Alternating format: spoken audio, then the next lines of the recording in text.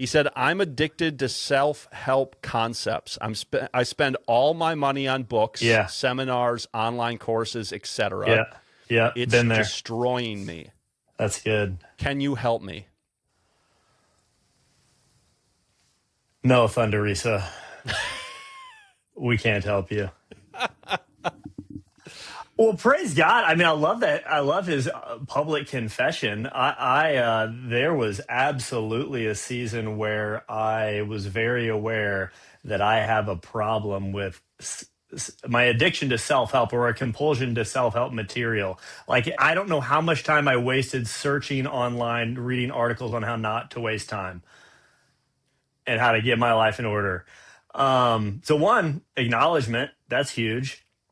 But I think the question, I mean, a little serious, like the question is indicative of this reality that one of our favorite books, Joe, Addiction and Grace, is to be alive is to be addicted, and to be addicted is to be in need of God's grace. Where ultimately, if there's what's the legitimate need going on there? I mean, I'd be interested in some thought patterns, sitting down with you to hear what's undergirding it, right? Because there's probably a hole that can never be filled by more blogs or more, Michael Hyatt books or Jocko Willing to pick your self help. There's a lot of good stuff out there, but there's probably some identity and belief systems that you're operating out of that I certainly have been, and it's been helpful to have you, Joe. Like, there's nothing like some good premature deployment. Like, I think I'm never ready. I think there's always more, and there's some goodness to it. Like, it's not like all bad or all not, all bad or all good. It's a mixed bag where there's some goodness to be like there's probably a lifelong learner within you. You want to keep growing, but what's undergirding it? What are some thoughts that you're thinking about yourself, believing about yourself that are driving the compulsion? That's an initial stab at it. Yeah.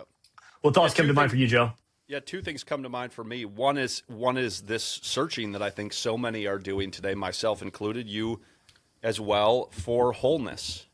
That we grew up in an era where, especially if you grew up in a religious context, wholeness was very much secondary, if it existed at all, to the principles and ideas and concepts of displayed holiness.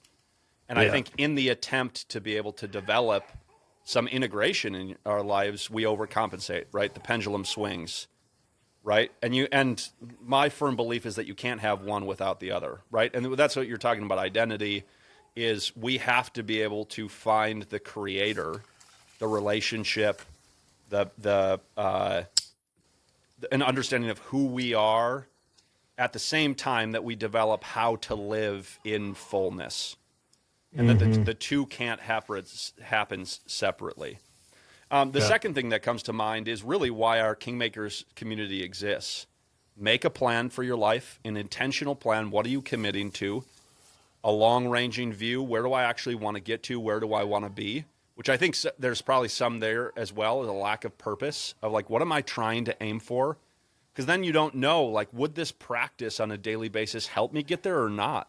Yeah. Right? I mean, this the Alex Hormozy talks about this all the time, of like the 3-hour morning routine.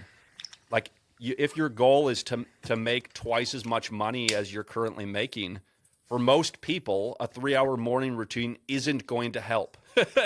You should spend those 3 hours working, right? You'd be far more likely to get to your outcome if that's your goal, right? But is your principal goal to heal?